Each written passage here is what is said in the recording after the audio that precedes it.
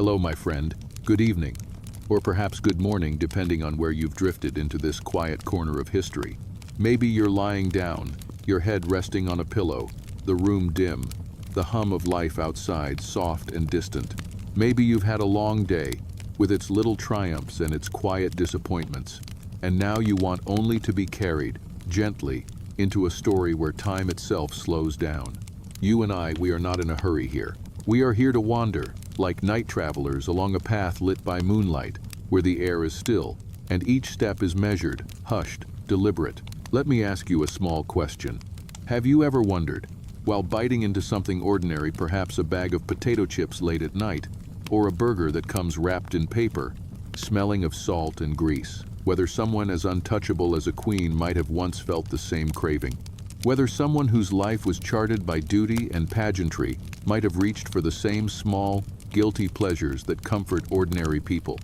We tend to imagine royalty as ethereal, floating above the mundane concerns of hunger and appetite, as though they only fed on ceremony itself, sipping from silver goblets, their meals orchestrated like opera. But life, with all its quiet rebellions, often sneaks in. Tonight, together, we slip into that space between myth and truth, between the diamond crown and the paper wrapper. We will wander, softly, into the peculiar world of Queen Elizabeth II, not in the grand halls of state banquets with crystal glasses clinking under chandeliers, not in the polished words of official biographies, but in the shadowy corners where the smell of French fries lingers, where a bowl of cornflakes whispers of routine, and where the notion of junk food brushes against the unshakable dignity of a monarch.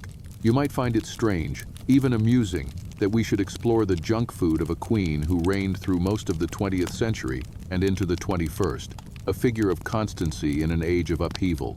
But the human need for comfort, especially edible comfort, transcends crowns and uniforms.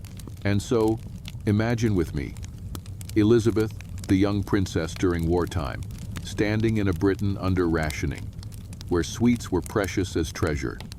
Elizabeth, the new queen of a dawning television age, when advertisers were teaching the world to crave. Elizabeth, the grandmother, the great-grandmother, watching as fast food chains conquered her kingdom. What did she taste? What did she permit herself? And what, perhaps, did she quietly disdain, even as her subjects devoured it? The journey tonight will not be rushed. We will move as if through the corridors of Windsor Castle at midnight, where footsteps echo faintly on stone, where a lamp glows at the end of a hall, and where silence itself is a companion. You will not be asked to run, or even to think too hard.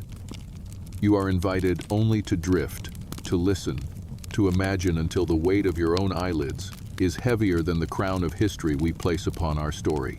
So let us begin. Picture, if you will, the contrast. On the one hand, state dinners of glittering magnitude, where plates are arranged with military precision, where courses unfold like a ballet. On the other hand, something humbler, almost shocking in its ordinariness. A simple bowl of cornflakes, or a chocolate biscuit, or even though whispered and rarely admitted, the tang of ketchup. In this duality, we find the humanity of Elizabeth II, a queen who lived in two worlds, the ceremonial one we all saw, and the private one that remained largely hidden. She was born in 1926, a child of a Britain that still remembered empire as destiny. Hers was a childhood during which sweet things were rationed, and the notion of junk food was not yet part of the lexicon. When she was young, the idea of convenience was a luxury Britain could scarcely afford. Food was nationalized during the war, stripped of glamour, measured by coupons. Yet it is precisely in deprivation that desire sharpens. Imagine the young Elizabeth with her sister Margaret, whispering about chocolate bars they could not have, the sweetness they could only dream of, the treats rationed to the last crumb. That memory of scarcity would remain in her bones, shaping her relationship with indulgence all her life. As queen, she presided over a century that gave birth to processed abundance, from the first frozen meals to the empire of McDonald's, from fizzy colas that conquered nations to brightly packaged candies that promised happiness. Her people fell in love with salt, sugar, and fat. But what of their monarch? You may think of her sitting on a sofa in Balmoral, the Scottish retreat she loved, the rain tapping at the windows, the fire whispering in the grate.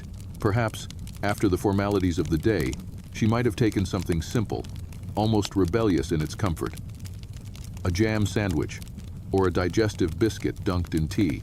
There are whispers, always whispers, that she had a sweet tooth, that she never quite turned her back on chocolate, that even in the twilight of her reign, she might prefer a slice of cake with chocolate ganache to any jewel on a crown. And chocolate, as you and I know, is both the queen of sweets and the humble companion of lonely evenings. But junk food is not only chocolate. It is the thrill of something forbidden, the unceremonious joy of grease and sugar. It is the paper bag that leaves salt on your fingers, the bottle cap twisted off with a hiss. Did Elizabeth taste those things? Did she permit herself the fleeting joy of what millions consume daily? Here, history gives us fragments, hints, rumors, and fragments are where imagination blooms. Think of her corgis, those faithful companions always circling her ankles. They were famously treated with almost absurd indulgence, their meals prepared with more care than most people's. If her dogs could feast on carefully crafted delights, is it not plausible that the queen herself might occasionally glance at the humble cravings of her people and think, why not? Why not taste what they taste? The beauty of this exploration, my friend, is not in the certainty, but in the possibility. And in the quiet hours of night, possibility is sometimes more comforting than fact. So tonight, as you lie there, let the rhythm of this thought carry you. The world's most enduring queen, living through decades when junk food became an empire unto itself, may have brushed against its temptations. She may have savored the crisp bite of something fried, the effervescent fizz of a cola, the sugary melt of candy. She may have declined most of it with royal restraint. But even restraint has its cracks, its moments of surrender. Our story will wander there through the kitchens of palaces, through the dining halls of history, through the cultural tides of Britain and America alike. We will linger on the wartime austerity that shaped her youth, on the mid-century boom that defined her early reign, on the globalization of taste that made Big Macs as familiar as fish and chips. We will explore how a queen related to a world in which food was both power and comfort, both politics and pleasure. And as we drift deeper into this story, you may feel your breath slowing, your mind unspooling, each detail becoming softer, less sharp, more dreamlike. That is the purpose.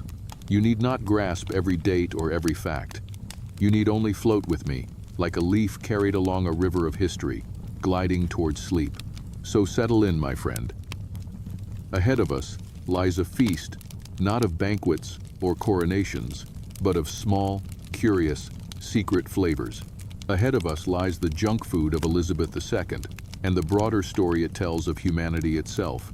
Imagine with me, softly, the year 1939, when Elizabeth was 13 years old, the age when childhood curiosity sharpens into young awareness, and the world outside begins to press heavily against the cocoon of family. Britain trembled on the edge of war, and the air itself seemed weighted with uncertainty.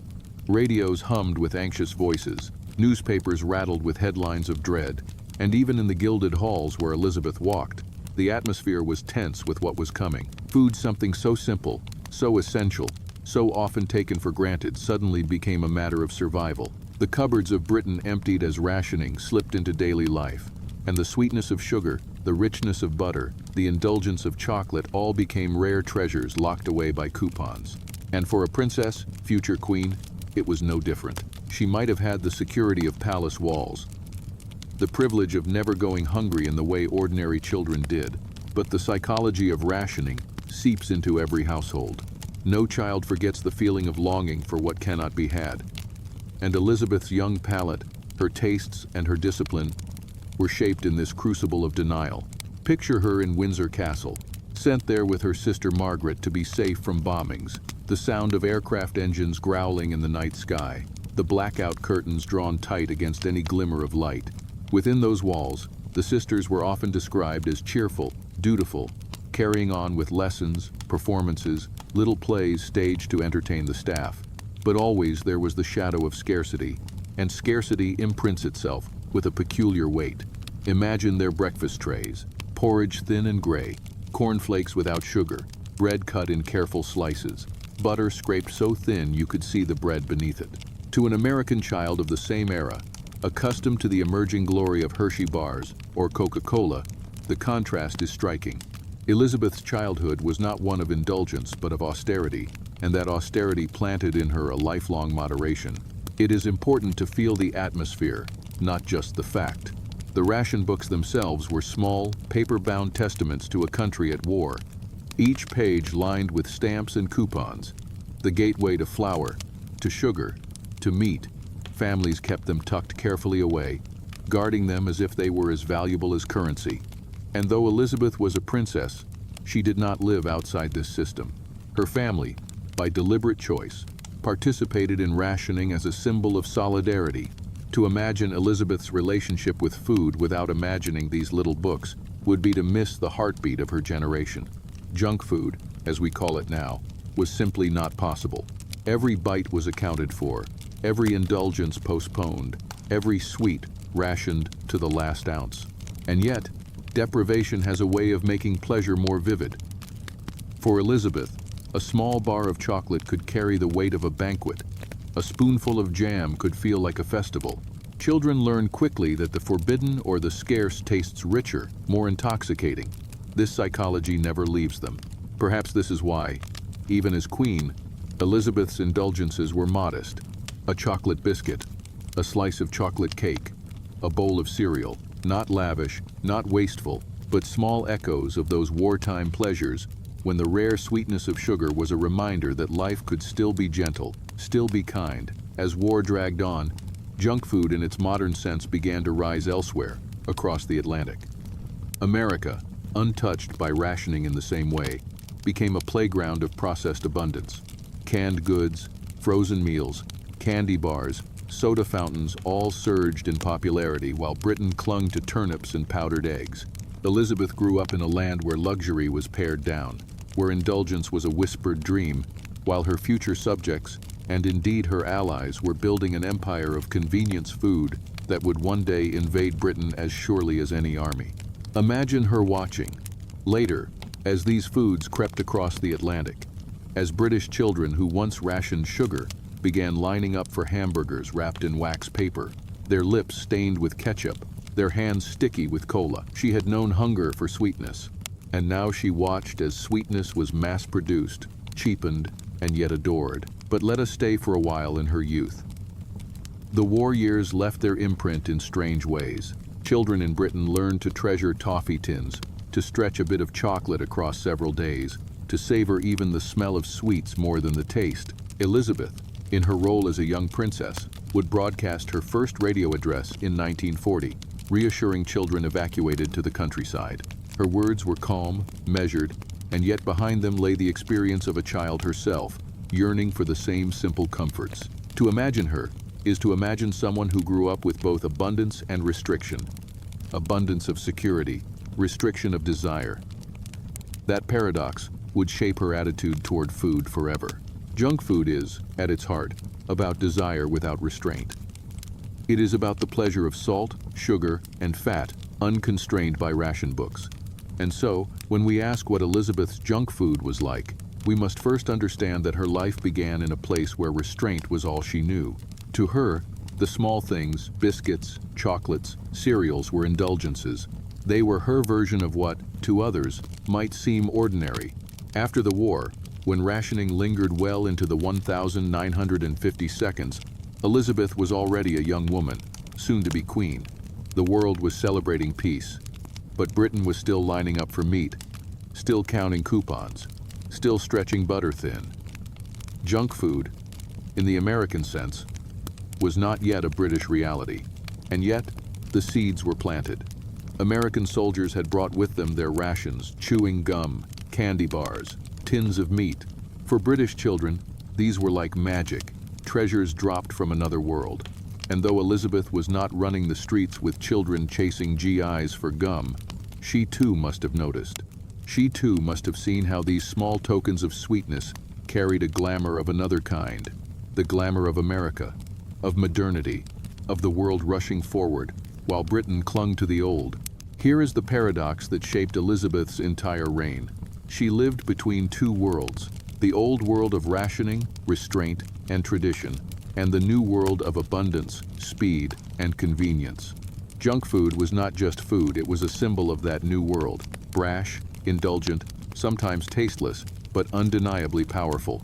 When Elizabeth ascended the throne in 1952, Britain was still emerging from scarcity. She had lived through rationing, through war, through austerity. Her tastes had been formed in that crucible. And so, when we hear whispers of her preferences, her love of simple breakfasts, her sweet tooth for chocolate, her fondness for cereals, we should not dismiss them as trivial. They are the echoes of a generation shaped by scarcity. For someone who lived with rationing, to indulge in a bowl of cereal was not childish but comforting, a ritual that linked her to her past. And what of junk food itself? The very term seems out of place in the mouth of a queen. Yet the history of junk food in Britain cannot be separated from her reign. It was under Elizabeth that McDonald's opened its first British branch, that American chains spread across the kingdom, that television ads taught children to crave. She presided over the era in which Britain learned to love crisps, chips, sodas, and fast food. Whether she herself indulged is less important than the fact that her people did. And she watched, a steady presence as their diets shifted from porridge and tea to burgers and fries. But before all of that, before the golden arches rose on British soil, there was the child, the young Elizabeth, standing in a castle kitchen, waiting for whatever rationing allowed, savoring the small sweetness of jam or chocolate, remembering the way deprivation sharpens desire. That memory never left her, and it is the thread that runs through her life. It is what made her modest in her indulgences, careful in her choices, and perhaps quietly bemused at the excesses of a world that no longer measured sugar by ounces but by mountains. So, my friend, as you lie there in the quiet of your room, picture that young princess in wartime Britain. Picture her longing for sweets that were scarce, tasting porridge without sugar, bread without butter, dreaming of chocolates that arrived only rarely. Picture her forming the discipline of restraint that would shape her entire life. Junk food, to Elizabeth, was not the daily abundance it is to us. It was a shadow, a whisper, a possibility that came later. But to understand her, we must first understand that scarcity. We must understand that for her, even the humblest indulgence was a treasure. And so, our journey begins here, in rationed Britain, in the austere kitchens of Windsor, in the longing eyes of a child who would one day be queen. A child whose relationship with food was born not in indulgence but in restraint, and whose taste for the small comforts of life would always be shaped by that memory. From this soil of scarcity, the story of Elizabeth and junk food will grow, branching into unexpected places, weaving through decades of change, always returning to that first hunger, that first longing, that first taste of sweetness. Now let us drift, slowly, from the gray chill of wartime Britain into the uncertain light of the early 1950 seconds, when rationing still clung like a stubborn fog, but the mood of the country shifted toward hope, toward rebuilding, toward something brighter than the shadows that had lingered too long. Imagine the young Elizabeth, no longer just a princess defined by austerity, but suddenly, at 25, a queen her father gone too soon. Her life turned into duty with a speed she could not control. The world expected dignity, composure, and strength. Yet beneath the crown rested a woman who had grown up with porridge without sugar, who knew the weight of a ration book, who carried inside her bones the habits of scarcity. And now she would preside over a country trying to loosen its belt, yearning for indulgence, for novelty, for sweetness in both taste and spirit. Her coronation in 1953 was broadcast to millions, the first great royal event to be televised. Families crowded around tiny black and white screens, their living rooms becoming small theaters of history. It was a symbol of modernity, of connection, of a monarchy stepping into a new age. But if the coronation itself was about ceremony, outside those gilded images, life was still defined by queues and coupons. Britain was still a country where sweets and meat were rationed, where the memory of scarcity remained sharp. And yet, beneath the surface, another current was flowing in quietly, almost invisibly at first, the current of junk food, the promise of processed abundance creeping in from across the Atlantic. For Elizabeth, this duality would define her reign. She had inherited not just a throne, but a people in transition, a people caught between the rationed porridge of yesterday and the brightly packaged snacks of tomorrow. And as television filled their homes with advertisements, their appetites shifted. Children who once dreamed of toffee they could not afford now dreamed of candy bars advertised with jingles.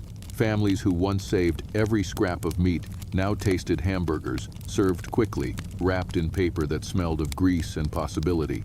Junk food, in its earliest British form, was not yet the empire of chains it would become, but it was present, pulsing beneath the surface.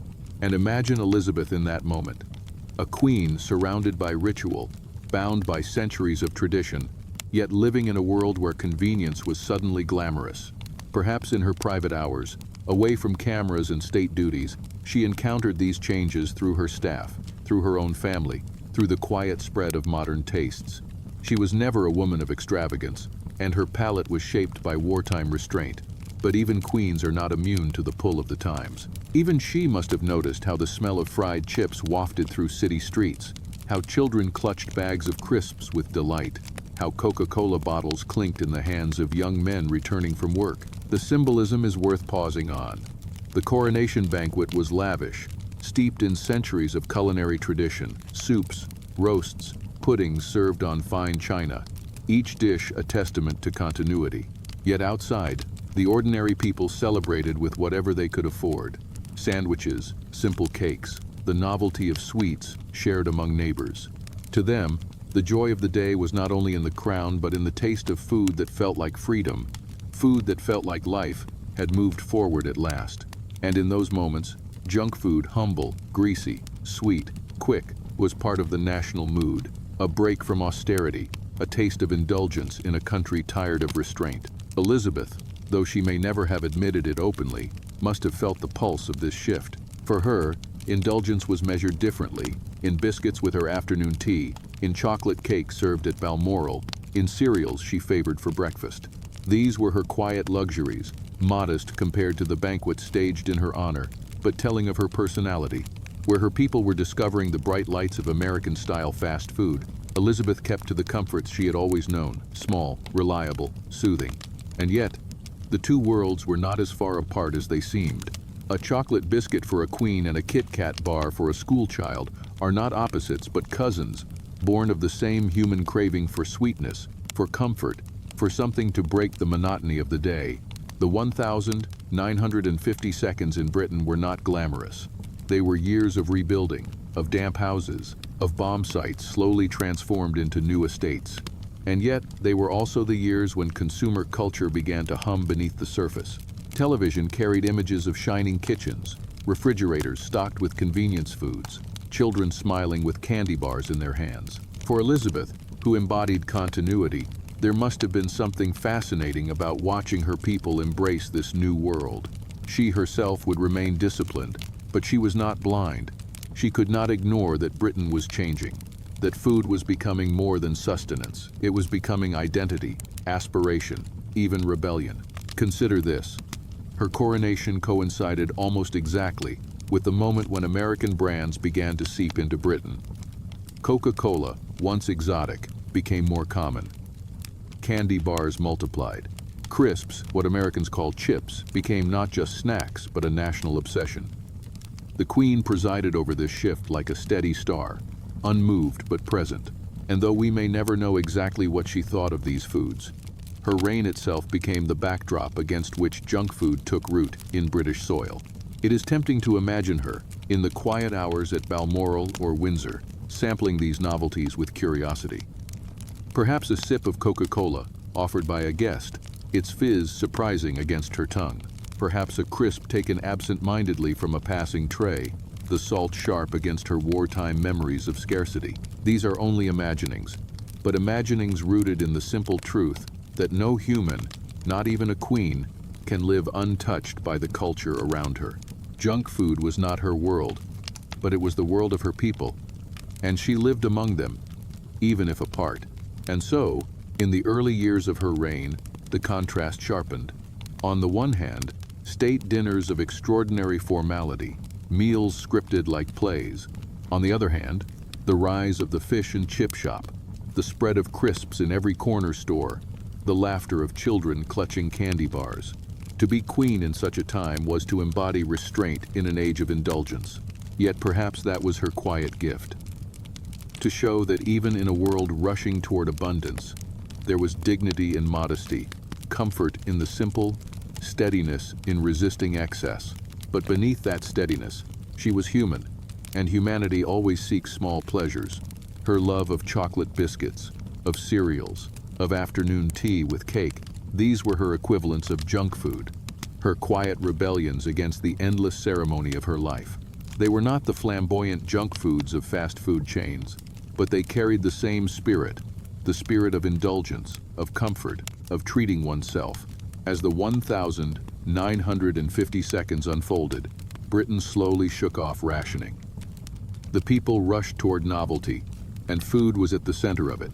Elizabeth, newly crowned, was a symbol of continuity, but she also represented a bridge into modernity. Her image appeared on television screens. Her speeches were broadcast across the world. Her coronation was a shared event for millions. And in that same decade, food became shared in new ways, packaged, advertised, consumed in bright wrappers. The rise of junk food in Britain was not just about taste, but about identity, about becoming part of a modern, global world. And Elizabeth's role in this was not active, but symbolic. She was not the one eating crisps on the street corner, but she was the figure under whose reign crisps became beloved, under whose watch McDonald's would one day open in Britain, under whose gaze chocolate bars became ubiquitous. She was the still point in a spinning world, the monarch who embodied tradition even as her people embraced novelty. Think, for a moment, of the imagery. The queen in her coronation gown, draped in jewels, carrying the weight of centuries on her shoulders. And outside, a child clutching a chocolate bar, its wrapper torn, its sweetness savored in the sunlight of a post-war afternoon. The contrast is almost absurd, yet it is also beautiful. Both images are part of the same story. A nation stepping out of scarcity into abundance. A monarch embodying dignity, while her people discovered indulgence. And perhaps that is the deeper truth of Elizabeth's relationship with junk food. It was not about what she personally consumed. It was about what her reign represented, the long arc from rationing to abundance, from coupons to convenience, from porridge without sugar to supermarkets overflowing with snacks. She may have kept her palate modest, but she was the silent witness to a transformation in how her people ate, how they found comfort, how they indulged. So let us linger here, in the 1,950 seconds, when rationing still shadowed daily life, but the smell of fried food was already drifting through the streets, when chocolate bars were no longer rare treasures but everyday pleasures, when television began to teach a new generation to crave. And let us imagine the Queen, steady and composed, carrying her own small indulgences into a world where junk food was becoming not just food but culture, identity, even rebellion. The story of Elizabeth's junk food is not a story of fast food wrappers in her lap. It is a story of contrasts, of symbolism, of the quiet humanity behind the crown. And it is here, in the early years of her reign, that we begin to see how the old world of rationing gave way to the new world of abundance, and how a queen, shaped by scarcity, lived through an age defined by indulgence. And so we drift now, my friend, from the gray austerity of the 1,950 seconds into the more colorful, more restless decades of the 1,960 seconds and 1,970 seconds, where Britain shook off the dust of post-war rebuilding and stepped into something altogether louder, brighter, faster. The streets of London pulsed with new music. Skirts rose higher, hair grew longer, and the taste of the nation changed just as quickly as its fashion. Food was no longer only about survival, it became a stage on which modern life performed itself. And if you listen closely, you can almost hear the crackle of crisps being torn open on a double-decker bus, the fizz of soda bottles uncapped in the hands of teenagers, the hum of fryers in fish and chip shops late at night. Elizabeth was queen during this cultural eruption, steady and poised while her people hurled themselves into novelty. And among the novelties, junk food took its place like a new language, one that spoke directly to desire, to speed, to the thrill of modern convenience.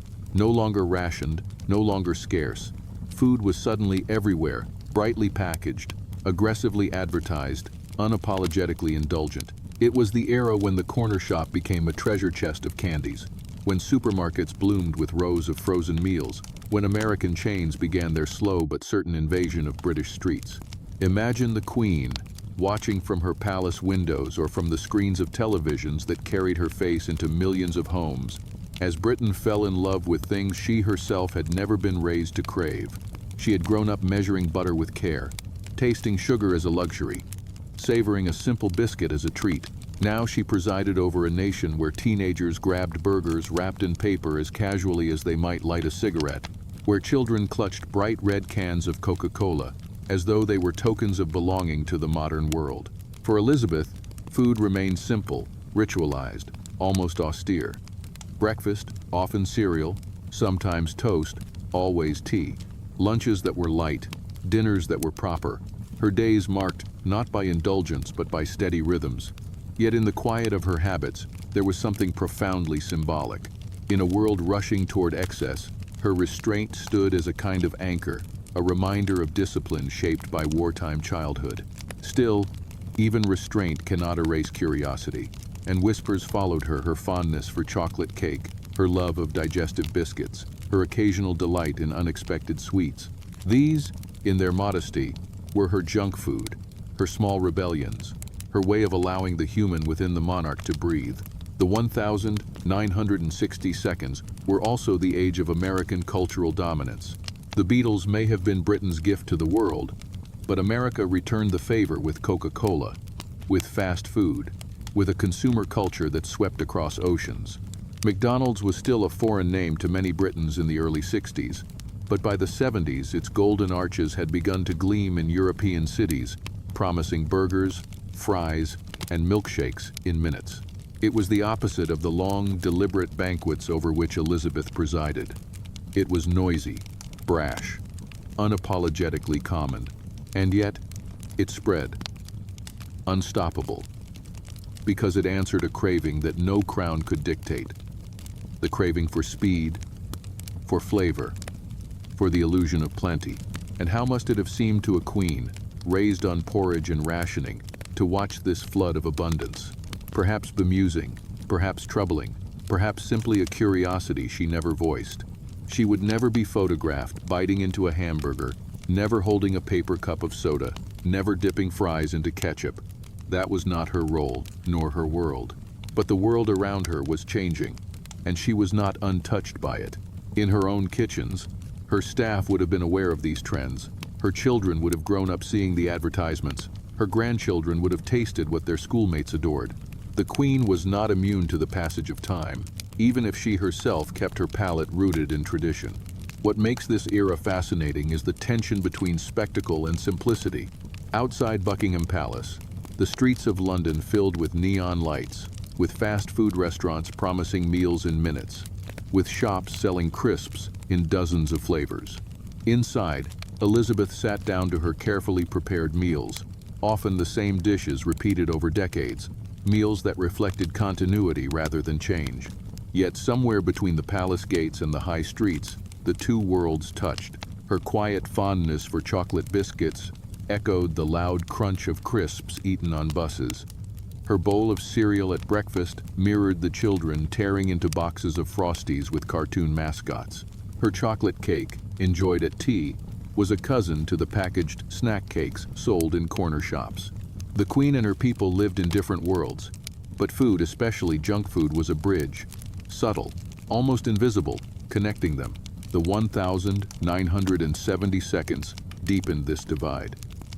Britain was a country in turmoil, strikes, inflation, political unrest, and yet amid the gloom, junk food flourished. Perhaps it was because junk food promised escape, a moment of sweetness, a bite of comfort. Fish and chips became more than a meal. They became a ritual of solace. Candy bars lined shop shelves, colorful and cheap, small luxuries in uncertain times. Fast food chains expanded, their bright signs defiant against the grayness of economic struggle. Junk food was not just indulgence, it was rebellion, a declaration that even in hard times, pleasure could be claimed. And through it all, Elizabeth remained steady. Her role was never to indulge publicly but to embody continuity. Yet in her private rituals, her chocolate cake, her biscuits, Her afternoon teas, we glimpse a woman shaped by scarcity but surrounded by abundance. It is in that contrast that the story of her junk food truly lives. Because what is junk food, if not the promise of comfort in a world too fast, too hard, too restless? And what is a queen, if not a figure who must remain above it, even as she too longs, in small ways, for comfort? It is here that we see the beauty of the contrast. The nation fell in love with fast food, with crisps, with sweets, advertised on television. Elizabeth remained disciplined, modest, rooted in tradition, and yet, the small details, the cereal, the biscuits, the chocolate remind us that even the most disciplined of women carried inside her the same cravings, the same small rebellions, the same human need for comfort. Her junk food was not the loud, greasy abundance of her peoples. It was quieter, gentler, shaped by memory and restraint, but it was junk food all the same. So, my friend, as you lie there listening, picture the queen in those decades of color and chaos. Picture her steady presence amid the neon lights, her modest meals amid the growing empire of fast food. Picture her, in her private hours, allowing herself the sweetness of chocolate, the comfort of biscuits, the simple ritual of cereal, even as the world outside rushed into abundance. And let that image soothe you, because in it lies a truth that connects us all. No matter how high the crown, no matter how heavy the duty, the craving for comfort, for indulgence, for something simple and sweet, belongs to us all. Now we drift again, gently, into the bright but uneasy glow of the 1,980 seconds and 1,990 seconds, a time when Britain and the wider world became fully entangled in the rhythm of globalization, when fast food was no longer a novelty but a permanent fixture, when neon lights and golden arches glared from every street corner, promising instant comfort in exchange for a few coins. These were the decades when the hum of microwave ovens joined the hum of televisions, when frozen dinners became staples in homes, when the salt and sugar of convenience foods seeped deeply into culture itself. And through it all, Elizabeth remained the same steady figure, her crown unshaken, her habits modest, her presence both constant and strangely distant, as though she lived in a world parallel to her people's. The 1,980 seconds in Britain were years of tension and transformation, economic upheaval, strikes, the iron grip of Margaret Thatcher, the sharp edges of modern capitalism cutting into daily life. Junk food thrived in that environment, because when life is hard, people reach for comfort, and when comfort can be bought quickly, cheaply, and in brightly colored packaging, it becomes irresistible. Imagine the lines outside new fast food chains, children pressing their noses against glass, the smell of fries drifting into streets where once the aroma of fish and chips had dominated. Burgers became symbols of modernity, of belonging to a global culture that stretched from London to Los Angeles, from Manchester to Manila. To eat junk food in those years was to take part in something larger, to join in a ritual of speed and flavor that crossed borders. Elizabeth, in her palaces, did not stand in those lines. She did not walk into McDonald's or KFC. She did not sit under fluorescent lights with a tray balanced in front of her. But she knew, she could not help but know, that her people did. She watched them change, as their diets shifted, as their waistlines grew, as their children were raised on soda and crisps rather than porridge and bread. And yet, even in that knowledge, she kept her own rituals intact. Her breakfasts remained simpler, her lunches precise, her dinners formelle, her indulgences mulled. In that steadiness lay something quietly profound. She was the opposite of junk food, not because she rejected indulgence, but because she represented continuity in an age of excess. Still, there are whispers, always whispers, of her sweet tooth. It was said she never lost her love for chocolate, that she adored chocolate cake with a soft, almost childlike fondness, that she found comfort in biscuits and sweets, the kind of indulgences that, though gentler than a Big Mac, belong to the same family of cravings. Imagine her at Balmoral, the Scottish air crisp outside, the fire glowing warmly, a slice of chocolate cake before her, a cup of tea in her hand. In that moment, she was not a queen presiding over a world of fast food globalization, but a woman allowing herself a small rebellion of sweetness. And perhaps that is what makes the image powerful. Even as junk food conquered the globe, Her own version of indulgence remained small, personal, disciplined. The 1,990 seconds accelerated everything. The Berlin Wall had fallen, the Cold War ended, and suddenly the global marketplace opened wide. Fast food chains expanded like armies, planting their flags in every city, every town. Coca-Cola became not just a drink but a cultural symbol. McDonald's not just a restaurant but a shorthand for modern life. And Britain, under Elizabeth's steady reign, embraced it. The children of the 60s and 70s were now parents, raising kids who thought Happy Meals were a birthright, who collected toys from fast food bags as if they were treasures. Junk food became not a guilty indulgence but an ordinary part of everyday life, woven into birthdays, into after-school treats, into the fabric of family. And Elizabeth watched. She lived through a world where her own family became increasingly scrutinized by tabloids, where the private became public, where spectacle replaced dignity in the eyes of many. And in that media circus, food often played a strange role. Photographs of royals, eating or not eating, were dissected. Rumors about what the Queen liked or disliked became tabloid fodder. Was she fond of hamburgers? No, she preferred her meat cooked well, without fuss, without ketchup. Did she indulge in fast food? Not really, though it was said that at Balmoral, her staff occasionally prepared homemade burgers, seasoned carefully, served without the trappings of a chain. She did not eat like her people, but she was not immune to the world they lived in. The contrast grew sharper as the 1,990 seconds rolled on. On one side, Britain became a nation of supermarket aisles, stacked high with frozen pizzas, with crisps in endless flavors, with candies marketed through cartoons and commercials. On the other side, the Queen remained loyal to her routines: afternoon tea, modest sweets, measured indulgence. To her, the discipline was not performative. It was survival. It was the discipline of someone who had grown up under rationing, who knew that food was not infinite, who understood that excess was never far from collapse. But to her people, excess was the new normal, and junk food was the language they spoke daily. It is in this tension, perhaps, that her humanity is clearest, because even as she lived apart, she carried her own quiet fondnesses, her own indulgences that mirrored the cravings of her people. Chocolate cake was not a Big Mac, but it served the same function: a comfort, a sweet pause in the middle of duty, a reminder that life contained small pleasures.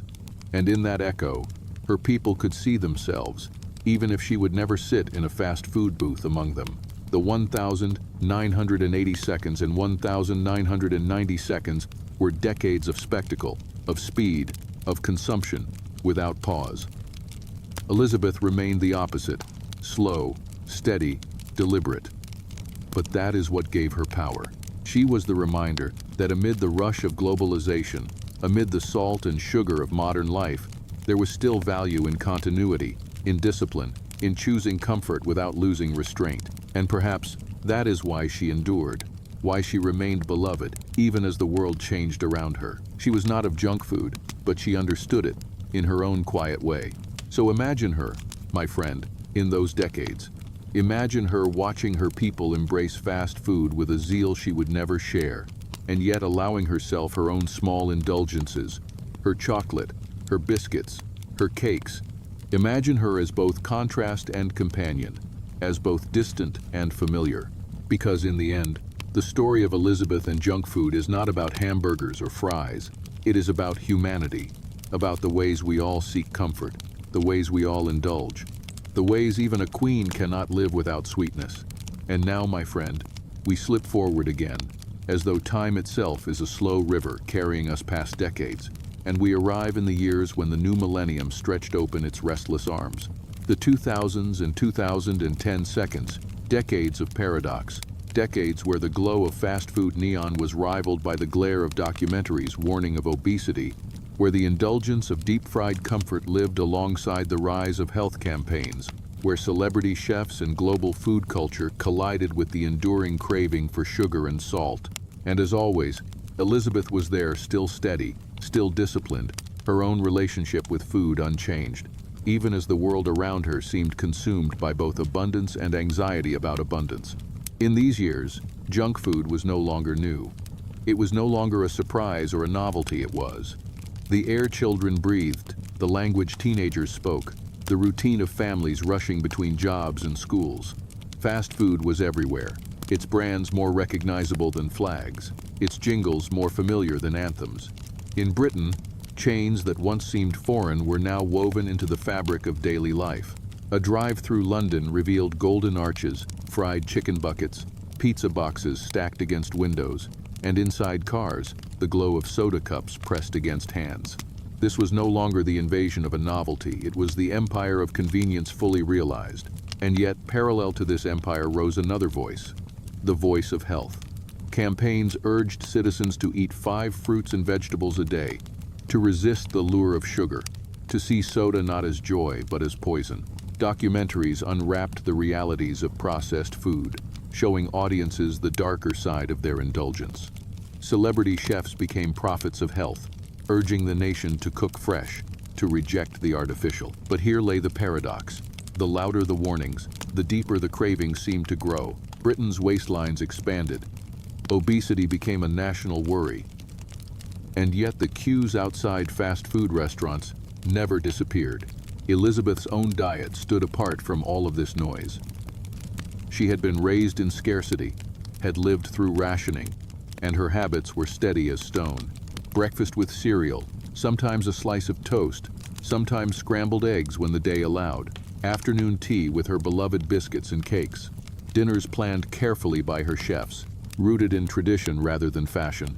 She did not waver with the trends. She did not leap into health fads, nor did she embrace excess. She was, as always, a figure of discipline and moderation. And yet, her simple pleasures, her chocolate, her sweets echoed the same cravings that her people struggled with. For them, it was burgers and fries. For her, it was cake and biscuits. Two sides of the same coin. Cravings born of the same human need for comfort. The 2000s also brought new layers of spectacle to royal life. Tabloid culture exploded. The internet magnified gossip, and every detail of the monarchy was scrutinized, including its eating habits. Stories circulated. The Queen disliked garlic. She avoided starches in the evening. She had a sweet tooth but practiced moderation. These details, trivial on the surface, fascinated the public, because in a world where everyone was devouring fast food, the Queen's restraint seemed almost otherworldly. Yet what truly resonated was her humanity, that she loved chocolate, that she adored her afternoon tea, that she carried the same small indulgences that millions did. But while she remained steady, the culture of food around her grew louder, stranger, more conflicted. Supermarkets overflowed with packaged snacks, advertisements shouted from every screen, and children were targeted relentlessly by marketing designed to make them crave. Junk food was not just food, it was entertainment, identity, belonging. And even as governments tried to legislate health, banning certain ads, imposing sugar taxes, the cravings continued. Elizabeth watched this unfold across her reign, not with judgment, not with indulgence, but with the quiet steadiness of someone who had known both scarcity and comfort, who understood that indulgence was always double-edged, always both joy and danger. In the 2010 seconds, health and junk food clashed even more visibly. The rise of Instagram turned meals into performances.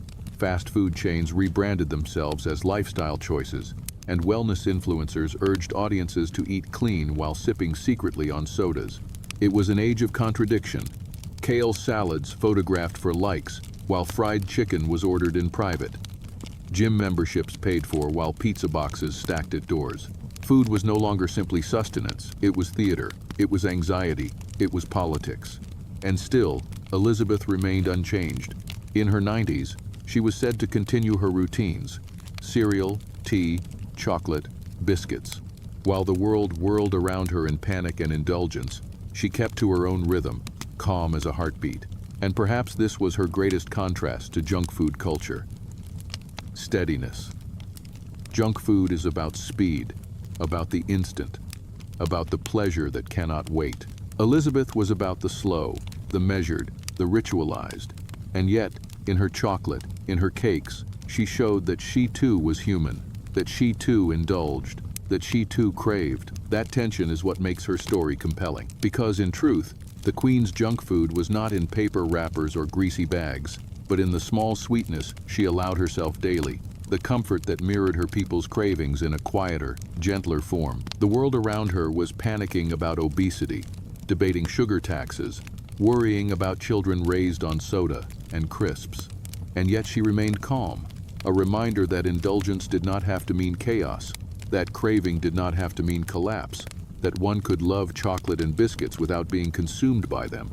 Her steadiness was, in a sense, a balm to a nation caught in its own contradictions.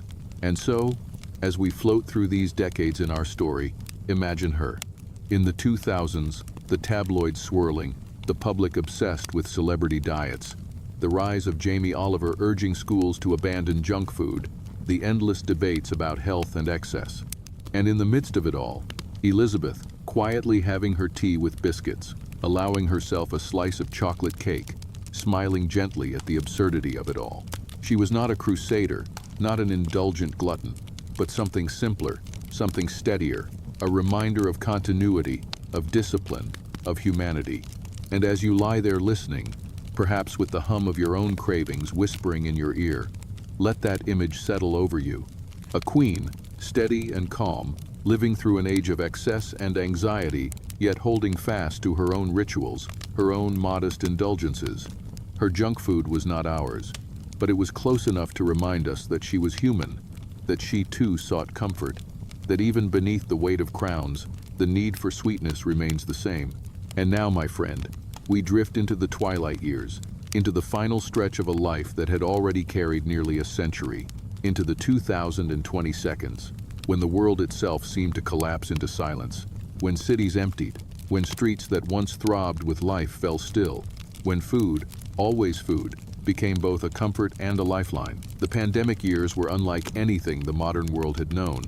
And for Elizabeth, now in her 90s, it was a reminder that no matter how high the crown sits, no one lives beyond the reach of uncertainty. Palaces became quiet, fortresses of isolation, staff reduced, family visits curtailed, and the daily rhythm of meals became even more vital, not just for sustenance, but for sanity, for comfort, for the reminder that life carried on even in the face of fear. For ordinary people, lockdown reshaped junk food culture entirely. Delivery apps surged, glowing icons on smartphones became portals to indulgence, and the cravings of salt and sugar were answered not by stepping into a neon-lit restaurant, but by the arrival of a paper bag left at a doorstep. Families ordered pizza, while news headlines screamed of death tolls. Teenagers craved bubble tea delivered to their doors, while schools remained closed. Adults sought solace in fried chicken and milkshakes when the world outside felt unbearable. Junk food became not just food, but survival, an emotional tether to normality. A quick hit of joy in days that blurred together. And what of Elizabeth? She was not scrolling on apps, not tapping screens for takeout, not waiting for paper bags at the palace gates. Yet her world, too, contracted. Her routines became her shield, her food rituals, a kind of compass that kept her steady while the storm raged outside.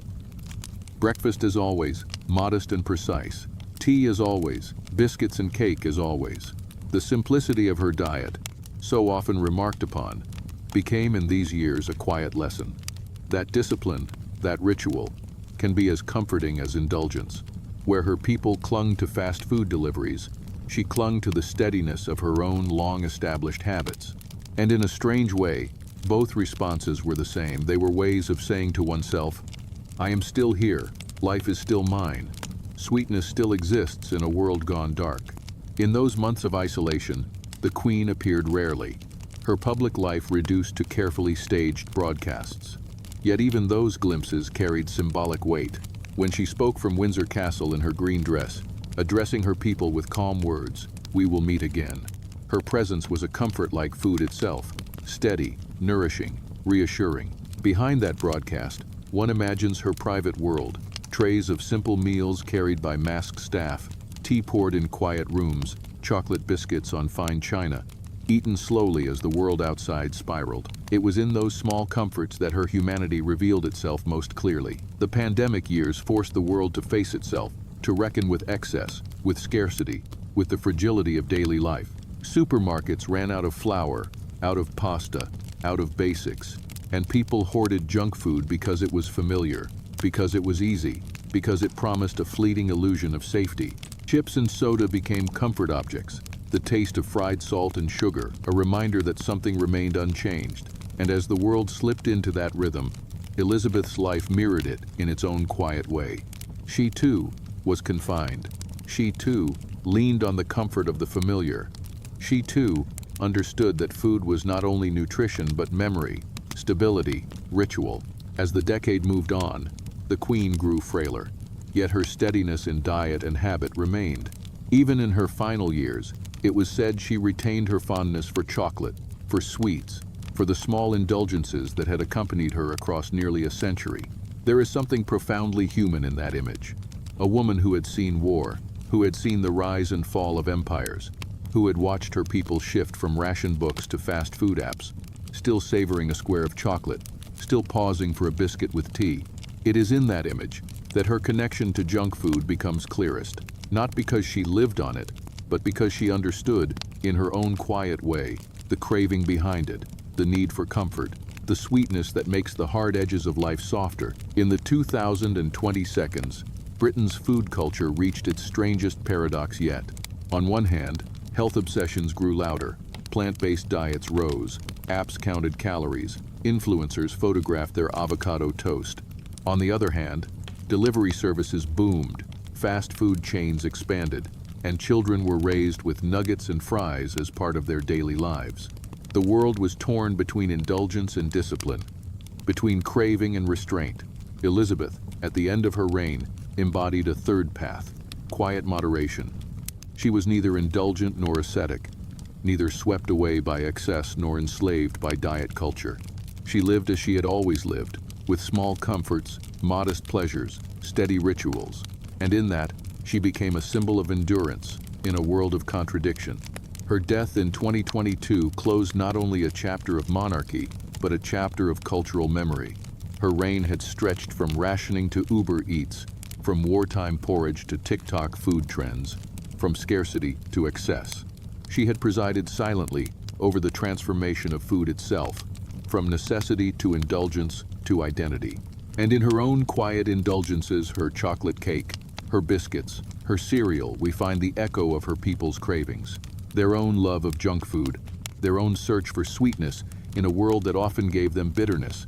As you lie here now, listening, perhaps with your own cravings whispering softly, think of that arc.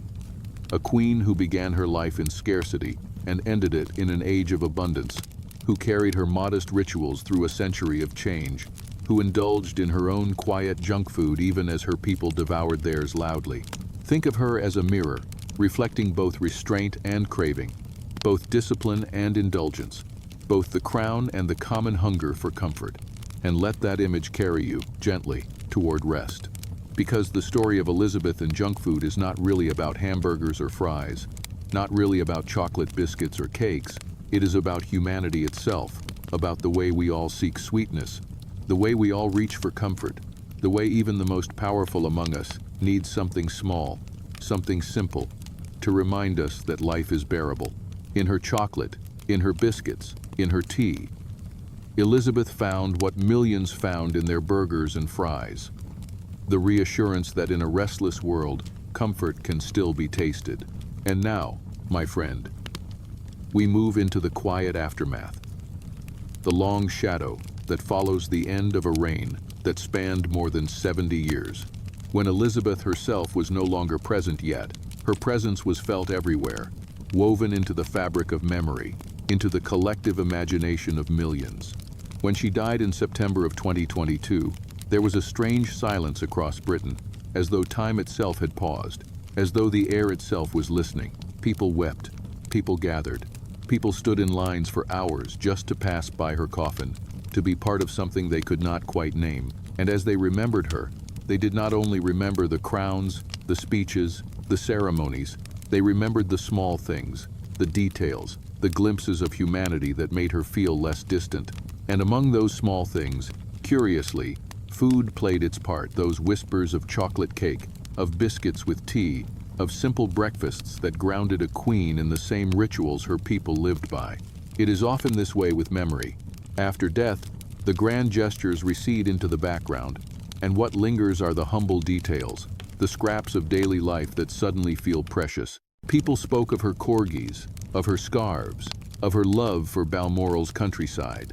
They spoke of her dry humor, her smiles, her stoicism, and they spoke of her food, of the way she disliked garlic, of the way she enjoyed her chocolate, of the way she lived without extravagance. In those recollections, a strange intimacy formed, as though by remembering her food, people could draw her closer, could imagine her sitting at a table, could imagine her not as a monarch on a balcony, but as a woman with a biscuit in hand, with a slice of cake on a plate, with a sweet tooth that betrayed her humanity.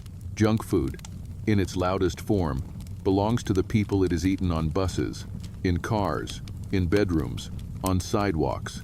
But Elizabeth's relationship with indulgence was quieter, smaller, refined by discipline.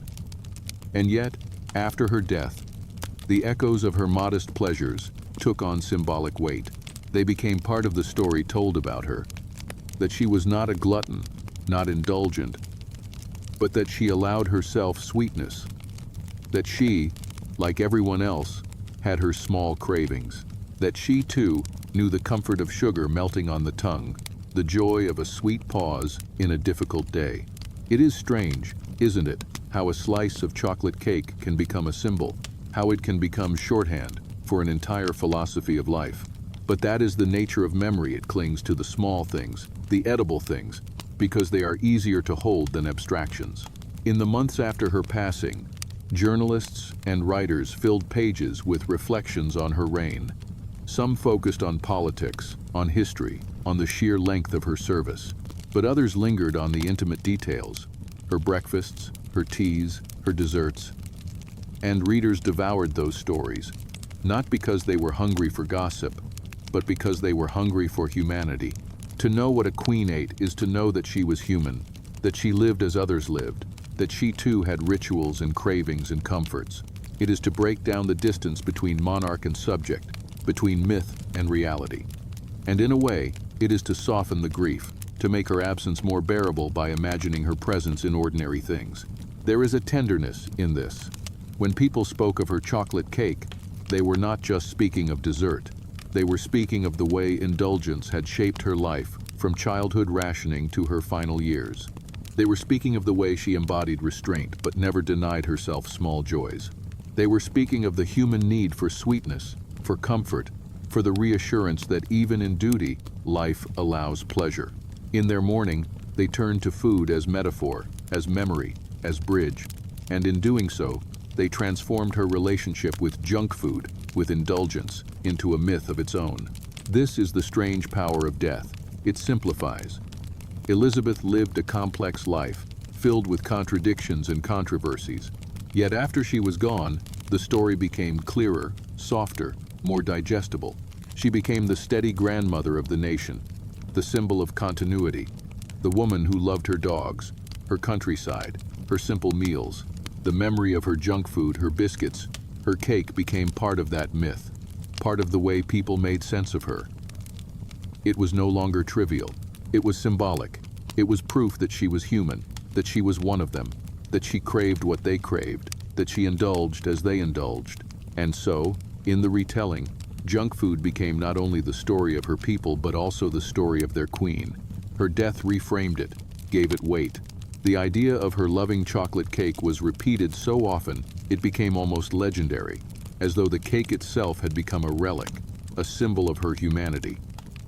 And in that symbol, people found comfort, because to grieve is to crave comfort.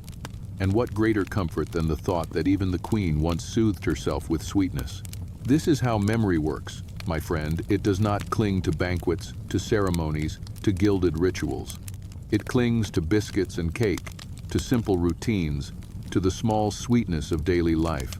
And in remembering Elizabeth through her indulgences, her people remembered themselves. They remembered their own junk food, their own cravings, their own rituals. They saw in her not only a monarch but a mirror. And in that mirror, they saw that humanity is shared in the smallest things, in the edible comforts that carry us through the days. So as the nation mourned, junk food took on new meaning. It was no longer only a cultural phenomenon of the 20th century. It was also a way of connecting with the memory of their queen. It was a way of saying, she was like us. She loved sweetness. She allowed herself small indulgences. She carried the same cravings. And that realization, that intimacy, softened the grief, made the loss feel less absolute. Because if she was human, if she loved what they loved, then she lived on not only in monuments and ceremonies, but in the daily rituals of food, in every cup of tea sweetened, in every biscuit dipped, in every slice of chocolate cake cut with care. This is the paradox of her memory. She was distant, yet she was intimate. She was untouchable, yet she was human. And junk food, in its quiet way, revealed that intimacy, that humanity, that closeness. It became part of her myth, part of the way she was remembered, part of the story that will be told for generations. And so, as you lie here listening, picture it, the nation grieving, remembering, telling stories. Picture them speaking not only of crowns and speeches, but of chocolate cake, of biscuits, of sweets. Picture them finding comfort in those details, in those small indulgences that made her human. And let that image carry you gently, because it is a reminder that in the end, it is not grandeur that sustains us, but sweetness. It is not ceremony that comforts us, but small indulgences. It is not crowns that connect us, but cravings. And in that truth, Elizabeth remains alive in memory, in myth, in every bite of sweetness her people still savor. And now, my friend, as we move deeper into the story, let us lift the thread of Elizabeth's life and hold it up to the wider world, because her relationship with food, with indulgence, with sweetness, was not hers alone, but part of a much larger pattern, a human story, a global story. To speak of her is also to speak of us, and to speak of junk food is to trace not only what she ate, but what we all became. For if Elizabeth's life was a journey from scarcity to abundance, from rationing to routine, from porridge without sugar to chocolate cake in quiet rooms, then it is also the same journey humanity has walked in the last century, the march from hunger to indulgence, from austerity to excess, from survival to craving. Imagine the arc of the 20th century itself. At its beginning, food was still bound by the rhythms of land and season, bound by war and poverty, bound by what could be grown and harvested and stored. People knew hunger, and hunger shaped their lives. By the century's end, hunger had not disappeared, but in much of the world it was replaced or at least overshadowed by abundance. Shelves groaned with packaged goods, freezers held ready-made meals, fast food chains glowed like beacons on every street corner. The world learned not how to endure hunger, but how to endure temptation. And Elizabeth, born into one world and living to see the other, became a symbol of this shift, even if she never spoke of it, even if her own meals remained modest. She was the still point in a century of cravings, the steady heartbeat in a world that raced from scarcity into excess. Junk food itself can be seen as a metaphor for modernity. It is fast, it is everywhere, it is addictive, it promises comfort, but often leaves emptiness. It is democracy in edible form, cheap, accessible, the same for all, whether king or commoner. And yet it is also a symbol of loss, the loss of patience, the loss of seasonality, the loss of ritual. Where once food was slow, now it is fast. Where once it was tied to place, now it is global. Where once it was rare, now it is endless.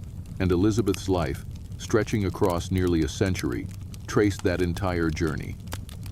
She knew the porridge of scarcity, the biscuits of comfort, the chocolate of indulgence, the routines of restraint. Her life became, unknowingly, a parable of how humanity itself navigated the rise of junk food, with craving, with guilt, with joy, with restraint, with memory. Consider how her reign maps onto the timeline of food. In her childhood, ration books defined Britain. In her youth as queen, American fast food began to invade. In her middle decades, the golden arches and red soda cans became symbols of globalization. In her later years, the world became anxious about obesity, about health, about what it meant to eat too much. And in her final decade, Delivery apps brought abundance to doorsteps even as a pandemic reminded us of fragility. To see her life is to see the arc of modern eating, the story of junk food itself, told not through advertisements, but through ritual and memory. And yet, what is striking is how she remained outside of it and inside of it all at once. She did not indulge in fast food as her people did, yet her modest sweets mirrored their cravings. She did not run toward excess, yet she understood the comfort of indulgence. She was both apart and connected, both monarch and mirror. And this duality makes her story feel larger, as though she carried within her the tension of the entire century: restraint and craving, scarcity and abundance, tradition and modernity. Perhaps this is why the story of Elizabeth's junk food resonates so deeply, because it is not really about what she ate, it is about what her life represents. The human journey from hunger to excess, the way food became identity, the way craving became culture. It is about the fact that even the queen, even the woman who embodied continuity, needed her small indulgences. And in that need, she became one of us. There is a lesson in this, if we wish to hear it. Junk food, for all its flaws, carries truth. It tells us that humans crave comfort, that we seek sweetness in bitterness, that we are willing to sacrifice health for happiness in the moment. It tells us that food is not just fuel, but memory, ritual, belonging. And Elizabeth's life, from ration books to chocolate cake, embodies that lesson. Her reign becomes a metaphor for our own appetites, disciplined yet craving, restrained yet indulgent, traditional yet modern. So imagine, softly, her long life as a banquet table. At one end, the thin porridge of wartime, the scarcity that shaped her. At the middle, the quiet biscuits and cakes, the modest comforts that steadied her. At the far end, the modern world of fast food apps and global chains, glowing outside her window while she continued her rituals inside. The table stretches across a century, and she walks its length slowly, with dignity, carrying her own small plate. And we walk beside her, our plates fuller, our cravings louder, our indulgences more chaotic. But in her steadiness, we glimpse another way, another rhythm, another reminder that indulgence need not become excess, that comfort can be found without losing restraint. And in this reflection, perhaps, we find ourselves. Because the story of Elizabeth's junk food is the story of us all, the story of how we moved from hunger to craving, how we turned food into identity, how we sought comfort in sugar and salt. It is the story of how we endure, how we soothe ourselves, how we survive. And if a queen, carrying the weight of crowns, still reached for chocolate, still savored sweetness, then perhaps we can forgive ourselves for our own cravings, our own indulgences. Perhaps we can see that craving itself is not weakness, but humanity. So as you lie here, listening, drifting, let the image settle in your mind. Elizabeth, steady, dignified, savoring her small indulgences across a century of change. Let that image remind you that craving is universal, that comfort is necessary, that food is memory, and memory is life. And let it soothe you, because in the end, the story of junk food is not about guilt or excess, it is about survival, about sweetness, about the simple truth that even in the hardest times, we reach for comfort, and in reaching, we remain human. And now, my friend, as the river of our story carries us further, let us pause on a truth that is quieter, but no less powerful. Junk food is not only what is eaten, it is what is remembered, what is advertised, what is wrapped in bright colors and jingles, until it becomes part of who we are. Food, in the modern world, is memory sold back to us in packaging, nostalgia baked into sugar, identity poured into bottles of fizzing sweetness. And Elizabeth's life, spanning nearly a century, overlapped with the rise of this strange new reality. Food is memory, food is culture, food is ritual. She herself never posed in a commercial, never bit into a burger for a camera, never hummed the tune of a fast food jingle. Yet the arc of her reign unfolded in parallel with this empire of memory, this theater of packaging and craving. And her quiet habits, her steady biscuits, her chocolate, her cereals became their own form of counterpoint, like a whisper in a room full of shouting voices. Consider how advertising turned junk food into more than food. A chocolate bar was not simply chocolate, it was friendship, happiness, reward. A soda was not only sugar and fizz, it was belonging, celebration, love. Fast food chains told stories not of grease and salt, but of families gathered, of children smiling, of golden arches rising like temples of joy. The world learned to crave not only the taste but the story, not only the sweetness but the memory that sweetness promised. And in living rooms across Britain, families watched these commercials on television, the same televisions that carried the Queen's face into their homes. 2 screens, 2 stories, one of a monarch speaking of duty, the other of advertisers selling desire. And the people absorbed both, their identities shaped by both, their lives strung between restraint and craving, between crown and wrapper. Elizabeth never became a brand. She resisted the glare of commercialization. She stood apart, dignified, consistent, immune to jingles. But perhaps that is why her small indulgences carried so much weight. Because when whispers spread that she loved chocolate, that she adored her biscuits, that she had a sweet tooth, those whispers cut through the noise of commercials. They were not manufactured, not marketed, not sold. They were real, and because they were real, they mattered more. In a world intoxicated by fabricated cravings, the thought of the Queen savoring a square of chocolate was more powerful than any jingle. It was intimacy without manipulation, humanity without branding, craving without spectacle. And yet, the spectacle outside her windows could not be ignored. The second half of the 20th century was a carnival of packaging, of slogans, of flavors engineered to addict. Children collected toys from fast food meals as though they were treasures, their sense of joy tied not to flavor but to ritual. Adults bought candy not for hunger but for nostalgia, to return for a moment to childhood. Junk food became a calendar, marking birthdays, marking weekends, marking late nights when nothing else could soothe. And Elizabeth lived through it all, silently watching, her steady habits out of step with the chaos of consumption, her discipline like an anchor, while the world floated in a sea of cravings. Memory itself became edible in this age. People remembered not the taste of the food, but the context. The first time they drank soda on a summer day, the first time they unwrapped candy at a movie, the first time they bit into fries after school. Junk food became memory, nostalgia packaged and replayed endlessly. And Elizabeth, too, became memory, but of a different kind. She was the memory of continuity, of tradition, of restraint, of discipline. She was the opposite of the fleeting jingle. She was the reminder that life could be steady, that sweetness could be modest, that indulgence did not need spectacle. And yet, the parallels remain. Just as junk food became cultural memory, Elizabeth's modest indulgences became part of her myth. People repeated them: her love of chocolate cake, her fondness for biscuits like advertisements, like slogans, like packaging for her humanity.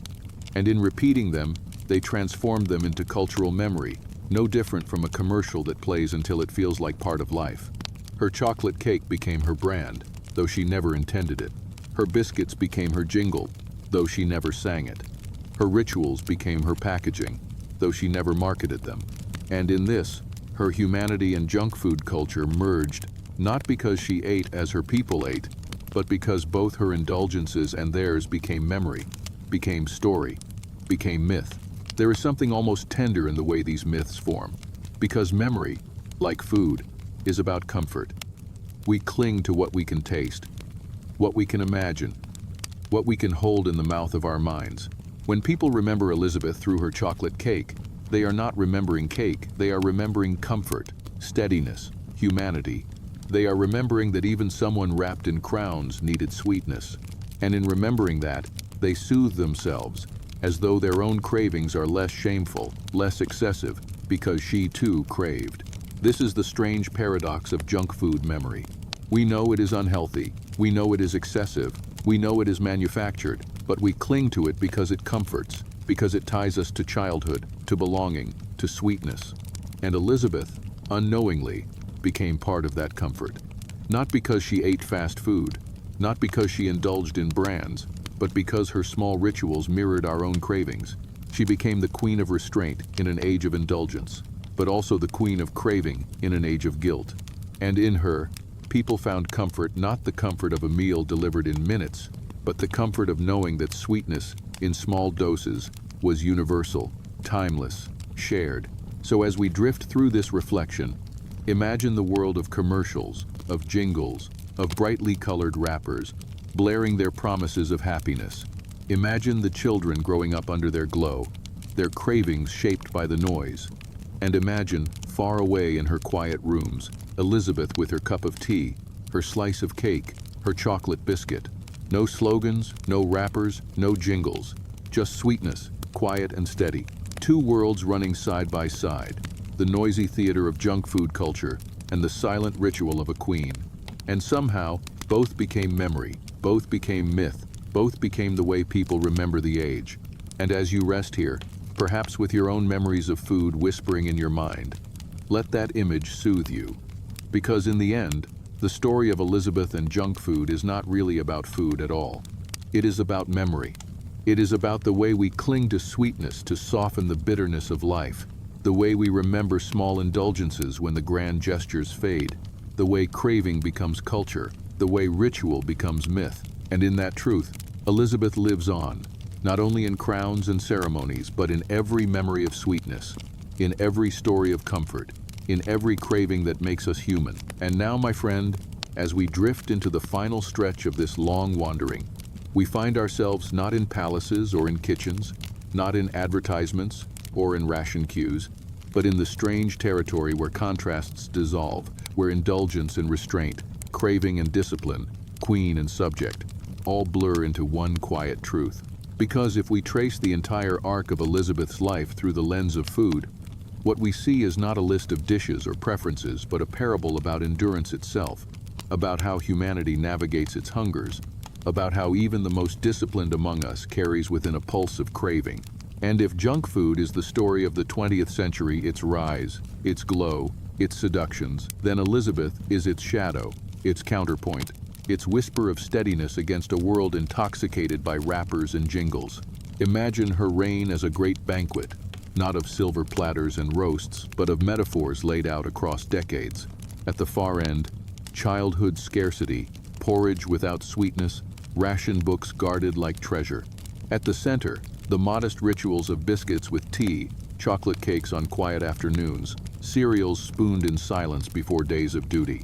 At the other end, the modern world of apps and deliveries, children raised on nuggets and fries, packaging brighter than the food itself. And threading through it all, Elizabeth walking steadily, carrying her own modest plate, never rushing, never indulging excessively, never leaving the table of history with stains on her hands. She remained constant while the world around her spun itself dizzy with flavor. And yet, to see her only as discipline is to miss the deeper truth. Because she craved too. She was not an ascetic. She allowed herself sweetness, daily, faithfully, as if to remind herself that even queens are human, that crowns do not quench hunger, that chocolate does not lose its power when set against jewels.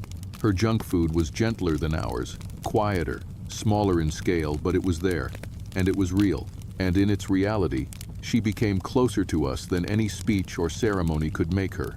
Because what binds humanity together more than shared craving? What greater intimacy than to know that even the most untouchable among us reaches for sweetness in the afternoon? Junk food, in its essence, is not about burgers or fries. It is about the ache for comfort, the refusal of delay, the desire for sweetness now, salt now, joy now.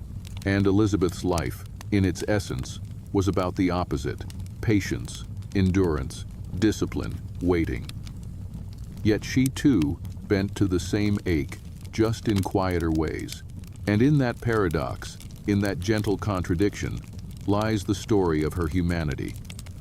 She was both queen and woman, both symbol of restraint and participant in craving. She lived in a palace of ceremony, but carried inside her the same pulse of indulgence that beats inside us all. As the world around her grew noisier, junk food commercials louder, packaging brighter, cravings more insistent, she seemed ever steadier. But perhaps the steadiness was not indifference.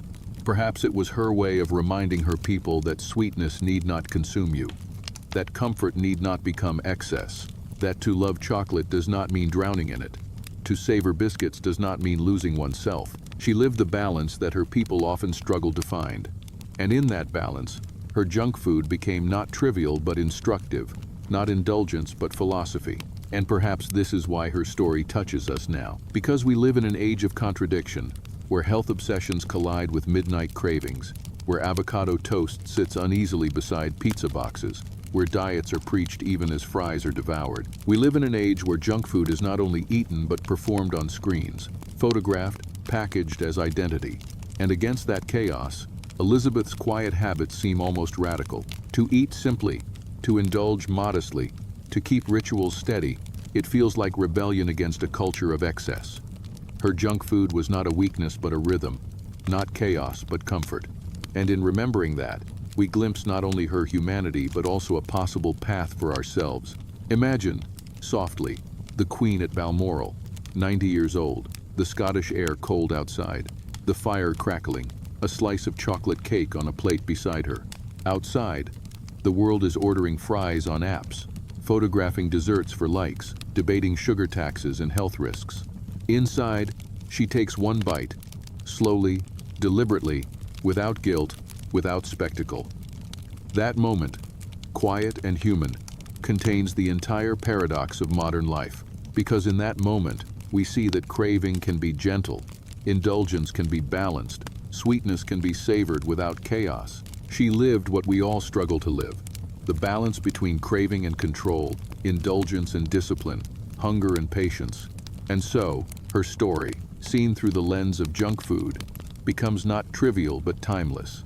It is not about whether she ate burgers or fries. It is about the way her life mirrored our own cravings, the way her rituals stood against our excess, the way her small indulgences softened her humanity and connected her to us. Junk food was the soundtrack of her people's lives, and her steady rituals were the counter-melody. Together, they created the harmony of a century. As we near the end of this wandering, let us hold onto that harmony. Let us remember that the Queen's chocolate cake was not only dessert, it was metaphor, it was bridge, it was proof that craving is universal. Let us remember that junk food, though loud and chaotic, tells us truths about ourselves, about the way we seek comfort in sweetness, the way we soothe ourselves with flavor. Let us remember that Elizabeth's steadiness was not distance but example, not denial but balance, not separation but connection. And as you lie here, drifting toward rest, let these thoughts carry you gently. The image of a queen who lived through rationing, through abundance, through globalization, through apps and deliveries, who carried her cravings quietly, modestly, faithfully. Let the thought remind you that your own cravings are not shame but humanity, that your own indulgences are not weakness but comfort, that your own balance can be found, quietly, like hers, because in the end, the story of Elizabeth and junk food is the story of us all, the story of craving and restraint, of sweetness and duty, of humanity itself.